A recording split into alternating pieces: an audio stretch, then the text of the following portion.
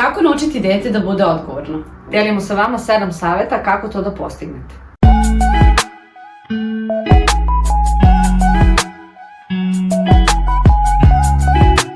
Dobar dan i dobrodošli u naš novi video. Naša današnja tema jeste kako naučiti dete da bude odgovorno.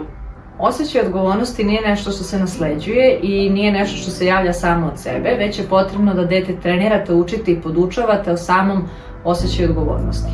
Odgovornost takođe deci nije zabavna i obično one obaveze koje se zahtevaju od njih kao što su sklanjanje igračaka za sobom ili sklanjanje stvari generalno za sobom, njih to ne zabavlja i često pronalaze izgovore kako bi to izbjegli. Pokažite vašem detetu da je potrebno dosta discipline i zrelosti kako bi vaše dete neke obaveze svoje i završilo. Ono što je najvažnije jeste da mu u stvari pokažete na koji način se obaveze i završavaju. Dete će jedino naučiti šta je odgovornost samo ako vi budete verovali da je vaše dete odgovorno za svoje postupke, odnosno i obaveze koje ima. Sada ću vam reći 7 saveta koje mogu da pomognu da vaše dete postane odgovornije.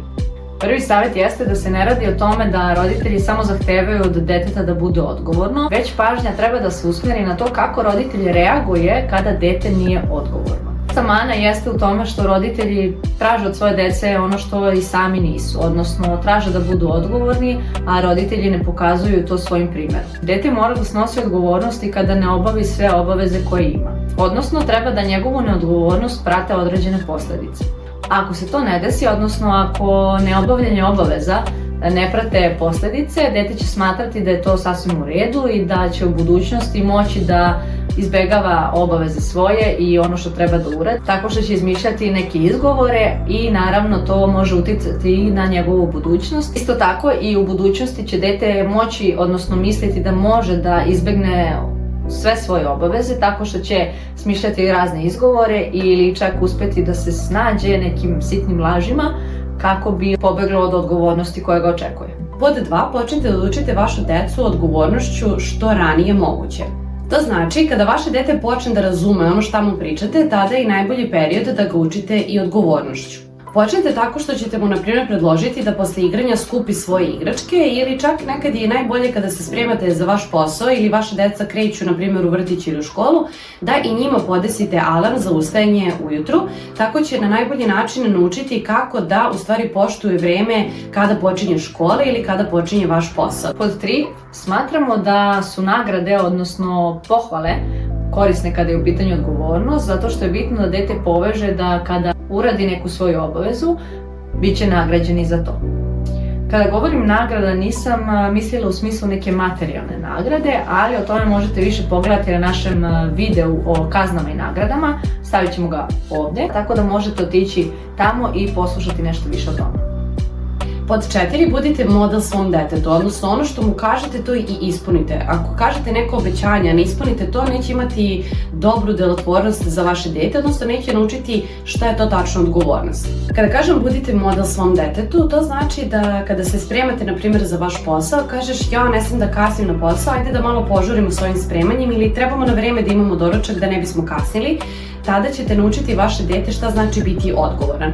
Odnosno, na primjer, kada se spremate da idete u grad ili kada se spremate da idete da kupite nekome poklon da ne biste zakasnili na rođendansku žurku, obavezno naglasite šta znači to biti odgovoran, da ne biste nekoga izneverili i da bi vaše dete naučilo prave vrednosti odgovornosti. 5. savjet jeste da objasnite vašem detetu šta je to zapravo odgovornost. A kako ćete im to objasniti? Evo primjera. Reći ćete im da su to obaveze ili obećanja i stvari koje morate da radite jer ponekad drugi ljudi zavise od vas. A zašto je to važno? Jeste zato što nije bitno samo da vi zatražite od deteta da ono bude odgovorno. Možda dete ne razume značenje reči odgovornost.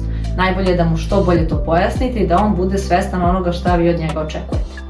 Isto što je jako bitno, to je da ne trebate kritikovati vašu decu, jer to svakako neće imati dobrog učinka na usvajanje odgovornosti. A kada kažem kritike, mislim na kritike koje ih okarakterišu kao što su jao i mnogo si lenje, nikad ne sređuješ sa sobom, ili da li je moguće da ja kad god nešto ti kažem ti nikad to ne ispuniš, odmah ih etiketirate kao nekoga ko je neodgovoran i to nikako neće imati pozitivan ishod. Pod 6. Uvedite posledice i nagrade kada je u pitanju odgovornost. A to znači da, na primjer, kada vaše dete ne pokaže dovoljno odgovornosti prema obavezama koje ima, trebate postupati sa posledicama ili nagradama. Ovo smo naveli kako bi vam dali konkretne primere. Na primjer, ako vaše dete voli da ide u šetnju, ili voli da igra fudbal, ili voli da provede vreme kod svog drugara, ili voli, na primjer, da ide kasnije u krevet. Postoji mnogo stvari koje vaše dete voli i na taj način možete mu oduzeti ili dati mu možda još više toga šta voli kada je u pitanju odgovornosti i njegovo ophođenje generalno prema toj odgovornosti.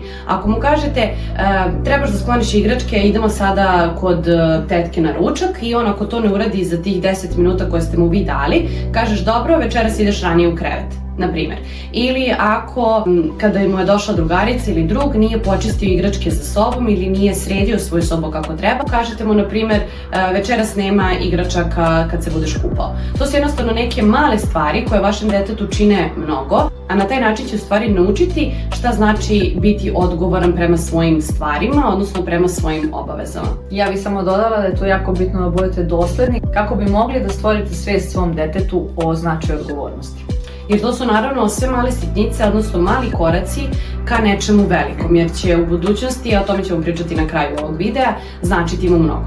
I 7. savjet jeste da učite vaše dete odgovornosti kroz igru. Mislim da je najkorisniji savjet zato što deca najbolje uče kroz igru. Pričat ćemo u sledećim videima koji je to sam značaj igre, ali ono što će deci dosta da pomogne i što neće ni shvatiti da uče i kako deca uopšte ne shvataju da usvajaju neke nove veštine i da uče nešto novo jeste kroz igru. Igru koju možete da organizujete jeste igra uloga. To znači da dete preuzme ulogu, na primjer, vas, odnosno majke ili oca, a vi da preuzmete ulogu deteta. Dete će na taj način videti šta je odgovornost, odnosno koje sve stvari treba da uradi zato što neko zavisi od njega. Dete je gladno, ono mora da odi da spremi ručak, odnosno mama ili tata da spreme ručak za dete i da ga nahrane. To je jedan vid odgovornosti i tako možete da ga podsjećate kada budete tražili od njega nešto da uradi, da ga podsjećate da li se sećaš kako smo se igrali one igre i koliko je to bilo značajno za mene kada si to uradio. Isto tako bi bilo potrebno i sada da to uradiš. Isto tako možete da predložite i da, na primer, budete u ulozi čistačice, spremačice, nebitno da li u vrtiću ili u školi, i da počiste deca, odnosno da uzmu metlu pa da počiste ono što treba ili da pokupe papirići i da bace u kantu. I to je neki vid igre gde oni kroz različita zanimanja usvajaju odgovornost. Učiti kako biti odgovoran je jedna od najvažnijih veština koje deca treba da nauče dok su još uvek mala. A kako rastu, oni polako počinju da shvataju povezanost između obaveza, odgovornosti i nagrada. Nikada nije kasno da naučite vaše dete da bude odgovorno, ali trebate da razumete tu razliku između detetove zrelosti, odnosno da prepoznate kod deteta kada razume šta mu govorite i na taj način mu i pokazati i objasniti kako to biti odgovoran. I što je najbitnije jeste da trebate da objasnite vašem detetu šta znači odgovornost, zato što nekada ono što se nama podrazumeva, detetu se ne podrazumeva i mi moramo da mu naglasimo ono što želimo od njega. Ovo bi bili naši savjeti kada je u pitanju odgovornost kod deteta i kako ga možete podstaći i naučiti. Najbitnije je da trenirate sa vašim detetom i da mu objasnite i pokažete ono što tražite od njega. Ako imate neka dodatna pitanja, slobodno možete da nam pošaljete poruku na Instagram profilu Glas vaspitača ili da ostavite komentar ispod ovog videa, a mi se do tada vidimo u sledećem videu.